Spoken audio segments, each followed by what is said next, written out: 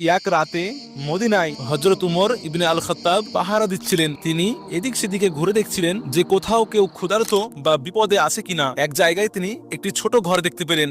ভিতর থেকে বাচ্চাদের কান্নার আওয়াজ আসছিল। তিনি দরজায় আওয়াজ দিলেন, আসসালামু আলাইকুম বেটি, এ বাচ্চারা কাঁদছে কেন? মহিলাটি ক্লান্ত স্বরে উত্তর দিলেন, ঘরে খাওয়ার মতো কিছুই নেই, আমি পানি ফুটাচ্ছি যাতে বাচ্চারা মনে করে খাবার রান্না হচ্ছে এবং তারা ঘুমিয়ে পড়ে।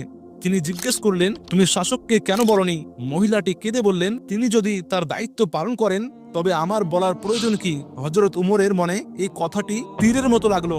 তিনি সঙ্গে সঙ্গে বাইতুল মালে গেলেন, এক বস্তা আটা, ঘি এবং কিছু খাবার নিলেন। তার সঙ্গীরা সাহায্য করতে চাইলে তিনি বলেন, কিয়ামতের দিন কি তুমি আমার পাপের বোঝা বইবে? এটা আমি নিজেই বহন করব। তিনি রাতের অন্ধকারে কাঁধে বস্তা নিয়ে চললেন, ঘরে পৌঁছালেন, চুলা জ্বালালেন এবং নিজের হাতে রুটি বানিয়ে বাচ্চাদের খাওয়ালেন। যখন বাচ্চারা হাসতে হাসতে ঘুমিয়ে পড়ল, তখন তিনি বাইরে চুপ